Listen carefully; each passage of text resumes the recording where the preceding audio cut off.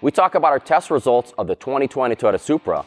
We answer a question about whether a smaller winter tire will give better performance, and we discuss CR's efforts to standardize the names of safety systems. Next on Talking Cars.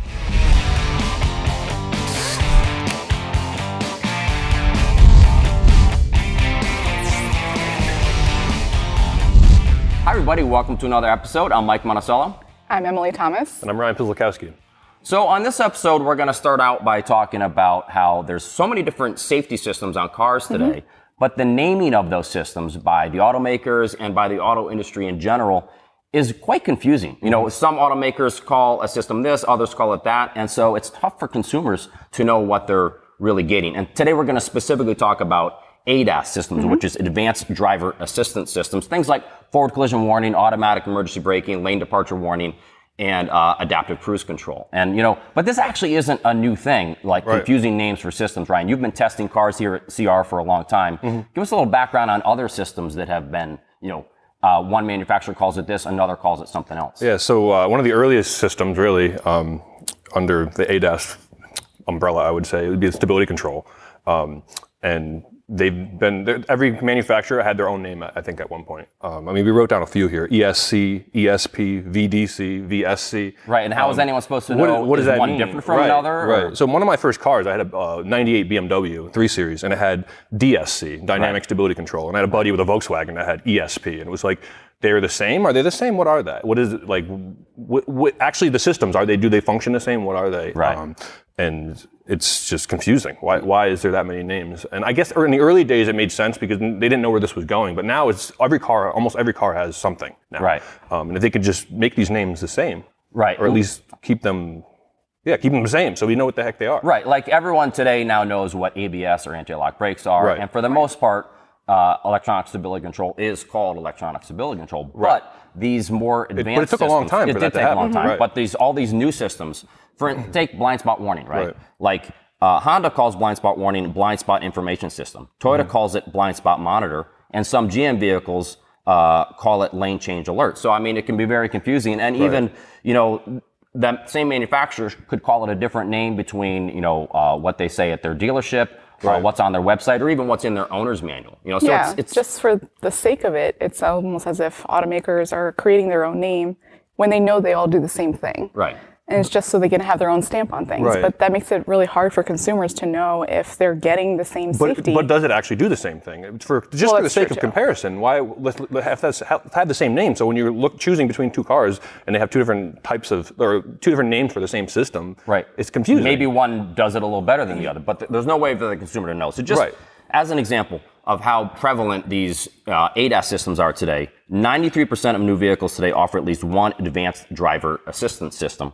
And AAA did research that shows you can encounter as many as 20 names for a single ADAS feature. So, but Doc Ems, we actually have some good news that we want to talk about today. Yeah, we do. So Consumer Reports, and really it's our own Jake Fisher and Kelly Funkhauser, they spearheaded this initiative to come together and partner with other consumer information programs such as AAA, JD Power, and the National Safety Council to create this list of standardized names for the ADAS systems, which is super important because here at CR, a lot of what we do is consumer information and consumer education. And the whole point is so that you guys as consumers can have the information and the education that you need to make the right buying decisions. And you can't do that if you don't know what you're getting, right? So it's been a really great initiative that they put out. They came up with specific names for 19 individual systems. So Keith, he did a story. Keith Barry. You've seen him on the show. Yeah, Keith did a story about this new naming scheme and this partnership. And in that, Kelly shares some of her insights as to why this is really important. And one of the big things is that she says it's a real struggle to make sure consumers are able to get the safety features they want on their cars when they leave the dealership. It's even harder when systems are called different names. And I think that's the whole point. The whole point is so that when you're reading about these systems, when you're doing your research on CR, when you're, seeing what JD Powers has to say about it, or you're on, the NSC's page and you're trying to learn about what's important for me to have in my car, that that everyone's talking about the exact same thing and you actually understand what these systems are, right? Right, so you can decide which systems you want, which systems you may not, which are the more important systems for you. Exactly. So that you know that you're getting that one. You might buy the car and realize later on, oh, that actually wasn't as advanced of a system as I thought it was. Right, you can prioritize for your needs, right? And you actually understand what you're getting. Right. It's like buying something and you don't even know that it's there. So then how is it supposed to help you? These are safety systems. Right. If you don't know they're there to help you, you're never going to really optimize on them. So there are 19 different names that together we all came up with. And some of them will be familiar to CR members. But there are a few new ones as well. And I wanted to highlight one of them, which is active driving assistance. And what this is a combination of adaptive cruise control and lane keeping assistance, which could also be called level 2 automation. And the point of this is an example of what does this name mean? Well, think about what it means. Active driving assistance. That means it's not driving the car for you. It's giving you some assistance when you're driving. In other words, the adaptive cruise control part is taking care of the speed, both on the highway in terms of how fast it's going, how close it's following to other cars, and braking and then speeding back up. Lane keeping assistance can add some steering in if you're getting too close to a lane line. So, but the point is, if you have all these different names, people don't know what it means. So this is an example of we came up with this name that combines these different systems into this one thing. It's helping you drive the car, but it is not driving the car for you. That's why you don't want to call it something like, something like autopilot or something that makes it imply that it's taking care of everything for you and you don't need to pay attention anymore, because that's not what level 2 automation is. Right, and even more than that, it actually means something. Active driving assistance. When people say level 2, I don't know what that means. Right. But this actually has meaning. This is something that, your average consumer can understand. Like exactly the same way that you said it. It's a system that's assisting me as a driver. Right. It has an active role, right? It contributes some steering control or some acceleration and braking. It assists with acceleration, braking, and steering. Right. It's safe to call it that too, because now we're not expecting the car to drive itself. Right. We know that this is its limitation, and that's what that is. I know that I'm still responsible as the driver. Exactly. Which is very important, and that's a big reason why Jake and Kelly and these other organizations wanted to come up with these standardized names. This is an evolving topic. What we want to happen is for automakers to adopt these names so that then when people go to the dealers, this will all make sense to them.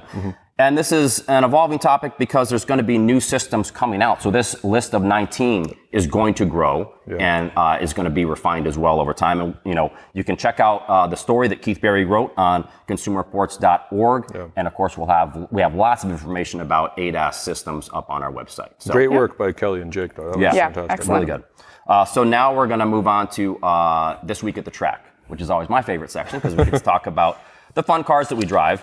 And this week, what we're going to talk about is that the 5th generation Toyota Supra, we've completed the testing on that car. We have. And just a little background, this is a joint project between Toyota and BMW.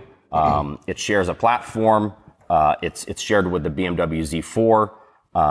Toyota uses a 3-liter turbocharged inline 6. BMW also uses that same engine, but the Z4 has a 2-liter turbo 4, which actually we had in our test car. The Supra does not have that 4-cylinder.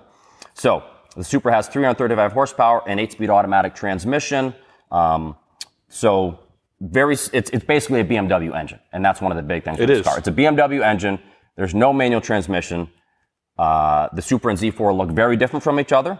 The key thing is, even though initially they were developed together, once they figured out what the cars were going to be like, they went different directions. Toyota tuned the Supra their own way. BMW tuned the Z4 their own way. So the cars actually are very different from each other. Yeah. And so Ryan, talk a little bit about, what did you think about the Supra now that it's gone through all of our testing regimen? So I'm very impressed with it. Don't troll Ryan. I was never a Supra guy. Yeah. And I'll admit that. I was never a Supra guy. I can understand maybe some of the diehard guys are a little maybe bitter about this. Just keep in mind, I'm a Supra guy. I had a 2nd-gen Supra. So you did? I didn't know don't that. hurt my feelings. How do you feel about that? Being a BMW? My 2nd-gen Supra? No, this being a BMW. Okay. So initially, I thought it was ridiculous I mean, yes, it's an inline six, which the Supra always had an inline six. Yeah, absolutely. But now it's BMW's inline six. Initially, I was like, well, this is silly. It's not going to be a Toyota. It's not going to be a Supra. But then we borrowed one. Yeah. We rented it from Toyota, and it was amazing and blew our minds. And so I was like, at that point, I didn't actually care anymore. You forgot. Okay. Yeah. So anyway, coming from a non-Supra guy, it's fantastic. It's small, which I appreciate. Most cars grow. This thing got actually smaller. It's like a little fighter jet. Right.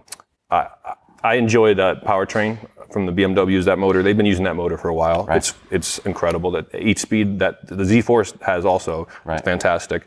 It's a blast to drive. Around the track, it's rewarding. It's tight inside, what you'd expect as a sports car. And I'm pretty tall. There's just enough headroom, but it's just cramped. I mean, you can't see out of the windows that well. Right. But my God, is it fun? Yeah, I mean, we called it We call it a mechanical symphony between I don't know where you guys come up with these adjectives. between the engine and exhaust. It's incredible. Especially when you turn it when you put it into sport mode. Yeah. It changes the car's personality. The exhaust is louder. Backfires a little bit. It backfires from the exhaust, makes these cool popping sounds, and the steering's sharper, and so and the suspension gets stiffer because it has adaptive suspension, which means you can have the car in a softer mode or in a stiffer mode. Right. And it just sounds so good. You can use the paddle shifters. I use the paddle shifters a lot. It's really fun because then you can totally control. I only drive it that way. Yeah, when you're downshifting, and when you do those downshifts, that's when it makes the really cool popping and everything. The paddle shifts are impressive because it's instantaneous. Yeah. And usually that's my gripe with paddle shifts. Transmissions have gotten, a lot of automatic transmissions have gotten so much better.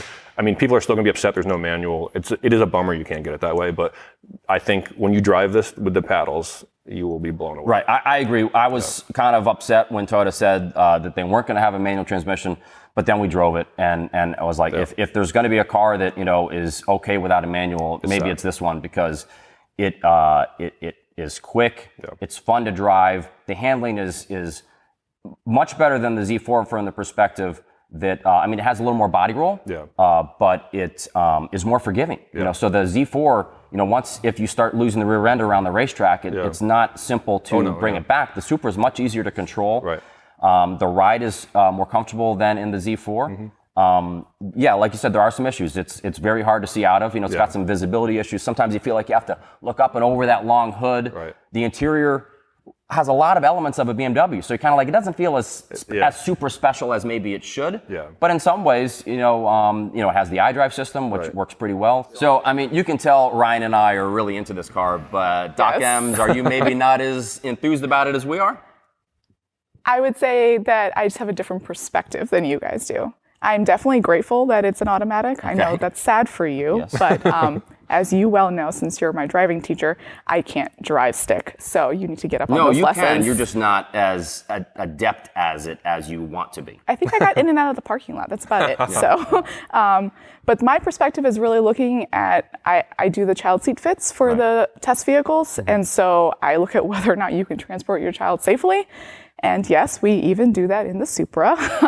Because normally we don't do front seat fitments on regular cars, right? If it has a second row, right? We don't even bother with the front seat, right? Because you're going to put the child seat in the rear. So we do it on a 2-seat sports car. Yes. So typically we only do fits on rear seating positions, unless it is something like a sports car that only has a front passenger seat. Right. Because, let's be clear, the recommendation is that if your child is under 13 years old, they should be in the back seat. Okay. That's the safest place for them. But if you have to put a child in the front seat, there are things to remember. Make sure you turn off that front passenger airbag. A lot of the vehicle owners' manuals will tell you how to position that front passenger seat so they're as far back away from that airbag as possible. Okay. So those are some key things, whether it's a Supra or something else. Just make sure you check on those things. And while I don't think that guys like you are buying the Supra to transport their children in them, because it might, downgrade your coolness factor a little bit at the stoplight when you have a car seat next to you. And I'm very concerned about my coolness factor. I do know that. If you must do it, you can do it. So if you must put a car seat in the front passenger seat of the Supra, you can securely install one. Yeah. It's just really, really challenging to do so. Okay. Because of that really tight interior space that you guys talked about. Right. I mean, I'm not particularly large. I'm fairly petite, and Sebi Grolko, who helps me with the fits, he's a little bit taller than me, but he's not Ryan tall. Right. And so for the two of us to get in there and try to install these car seats, and we did every type of car seat. You know, we did the rear-facing seats, we did the big, clunky convertible, we did a booster. It's hard. You're like contorting yourself to get in there. You can't access everything as well. So it is a challenge. And the other part that makes it really challenging, which I don't think people think about, is that if you're in a regular vehicle, right, in the rear seat, you also have those lower anchors that are, at the seat crease to help you with installation. You can install typically with that as long as you haven't exceeded the weight limit for those anchors. But in something like the Supra, where you're installing in the front passenger seat, you only have the vehicle seatbelt. And studies by NHTSA have shown that there's a higher misuse rate of getting a secure installation when you're installing with a seatbelt than with the lower anchors. So it definitely is more challenging to do, but you can still do it safely. You can get a good secure installation. Compared to like the Z4, you guys talked a lot about the Z4. It was actually easier in the Z4. The Z4 was easier than the Supra. Yes. Because the roof Because you put the roof down? Bingo! Because you would, well, what if you did it without the roof? What if the roof was up? Then it would be harder. If the roof was up, it would probably be about the same because that space is still really cramped. But at least you had the option of being able to put the roof down. So you could park it inside your garage and install your car seat, and you'd have way better access room. It sounds like you should just stay away from putting kids in the front of these cars. Yeah, I really don't recommend putting kids in the front of any car.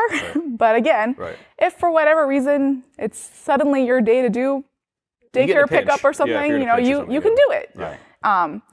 But there are challenges to it. And I think, you might even feel like, oh, okay, well, if the kid's older and they're just in a booster seat, that is probably better, right? Like that's easier for it to fit in. Right.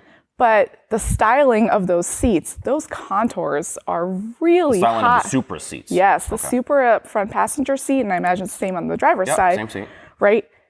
They have really big side bolsters, and so it made it actually really hard for a booster to sit stably on the seat cushion. Right. So there's just a couple of different challenges that you would just have to really think and make sure that the car seat you have fits the vehicle that you have, which is always what we say. Right. The best car seat for your child is one that fits your child, fits your car. Right. So if you're not going to be returning your Supra, you should probably double check your car seat and see if you can get a different one. Wow, that was a lot of great information.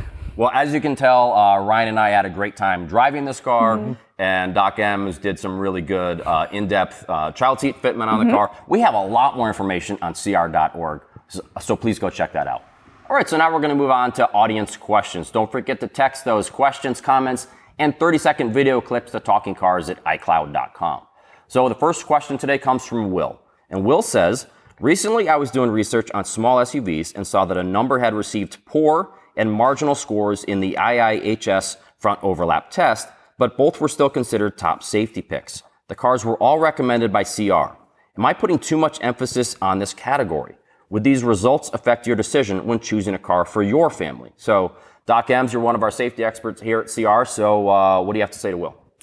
So I did a little bit of research, so I understood what Will was looking at. And so for those who don't know, IIHS is the Insurance Institute for Highway Safety, right? They do a lot of consumer information and crash testing. And he's particularly talking about their frontal crash tests, right? So they have three types. They have the moderate overlap crash. They have two small overlap crashes, one for the driver's side and one for the passenger side. And now the passenger side test, those ratings only began in 2017. So those ones are fairly recent, right? Yeah. Vehicles have only just been having to kind of make the mark with the passenger side test.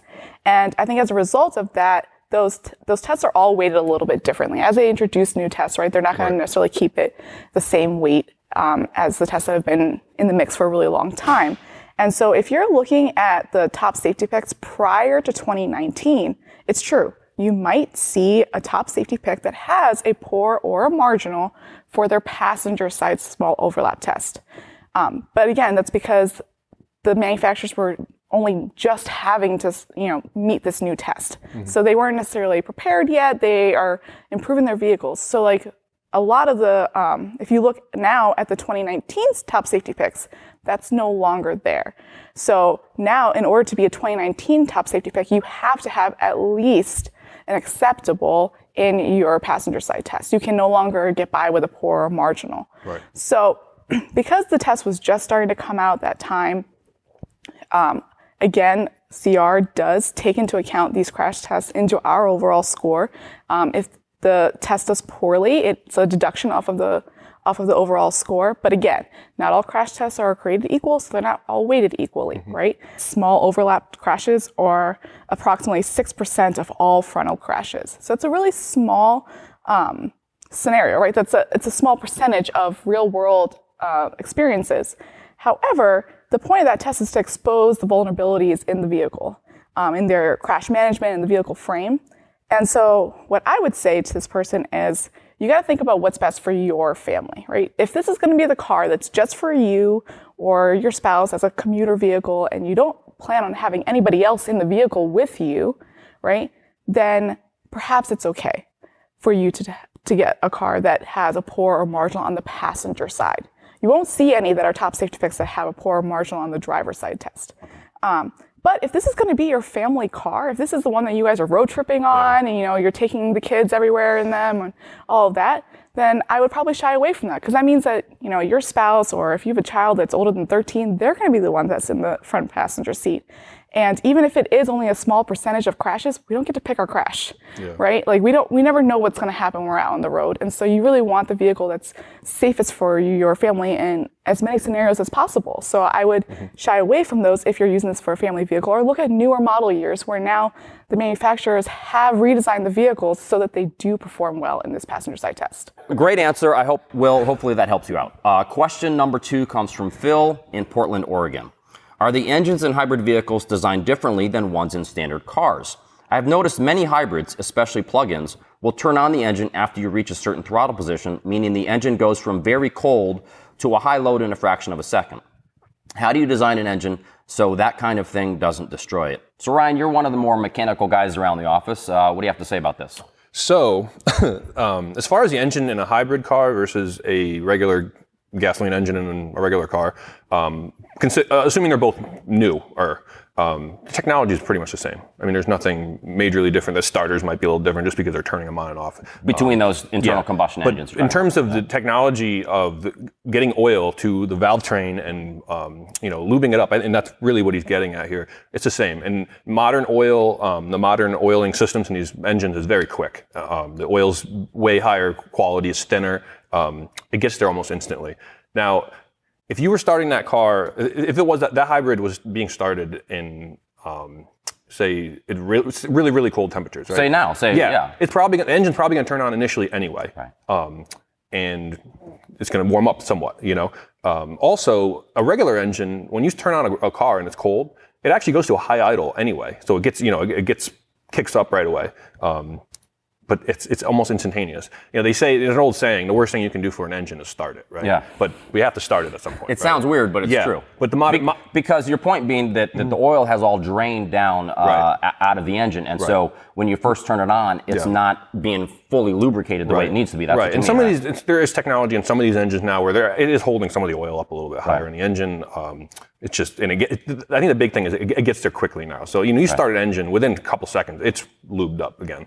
I mean, so it's not the best thing, but like I said, the engine has to start at some point. Right. And it's just what it is. Yeah, and like you said, what's really critical is when it's really cold out, that's when it's more important to be kinder to your engine. Well, with these hybrids, usually it's going to turn on anyway as soon as you start it on a cold day. Yeah, and even like he's saying, though, if you're driving along and all of a sudden this thing just kicks on, in those couple seconds before it actually gets a heavy load on it, it is lubed up again. Now, it's running without it being loaded up right away. It sounds like this isn't something that it really has to worry about. No. Okay. But is there like a threshold for how long you should let your engine run before you actually change gears and get going?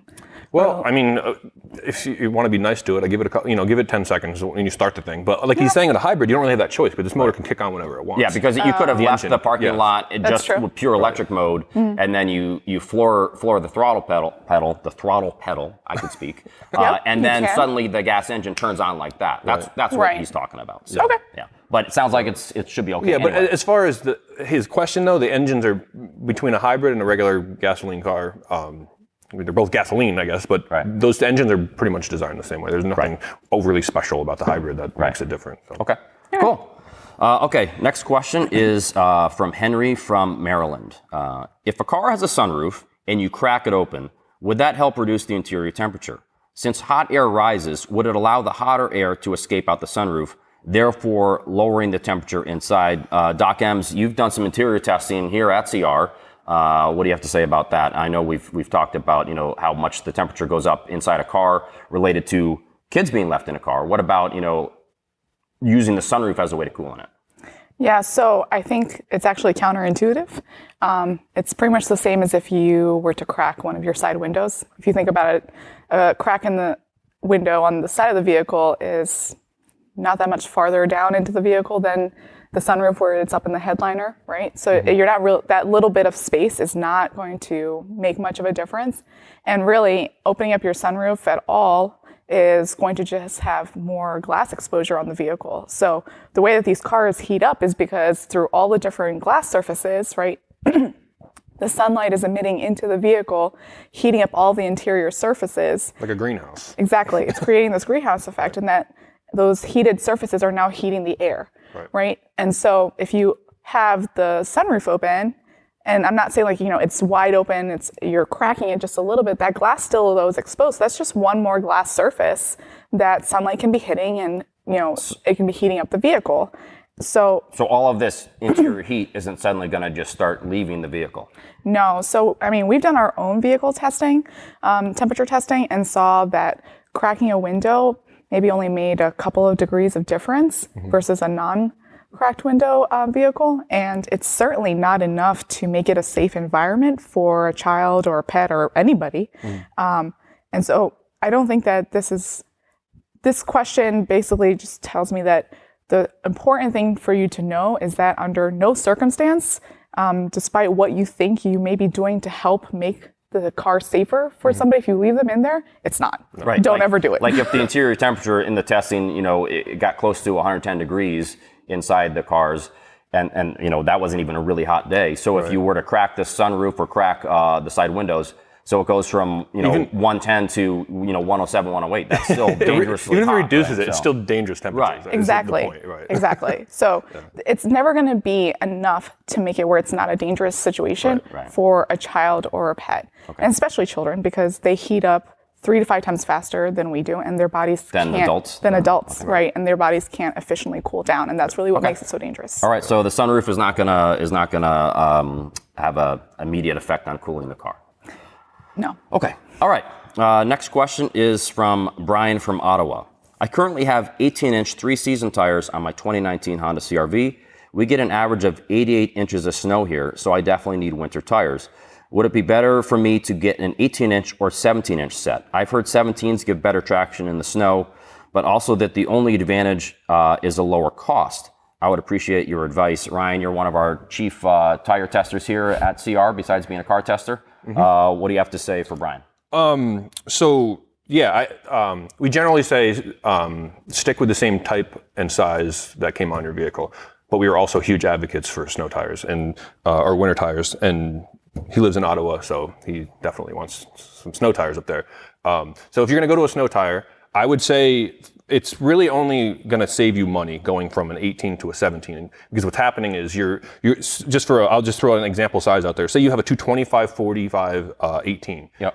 Meaning tires 225 millimeters wide, 45% of the width is the sidewall, and then it's an 18-inch wheel. Yep.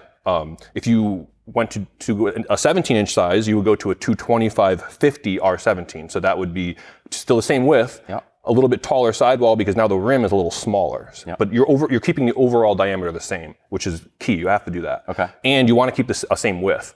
So from an 18 to a 17-inch size, you're not going to see a big, if any, performance difference. But price might push you that way. Okay. And I would say go ahead if it makes sense. Okay. Brian, hopefully that helps you out. That's going to do it for this episode. If you want to learn more about the cars and the topics we talked about today, you can click on the links in the show notes. Don't forget to text us those questions, comments, 30-second video clips to TalkingCars@iCloud.com. Thanks for watching, and we'll see you all next week.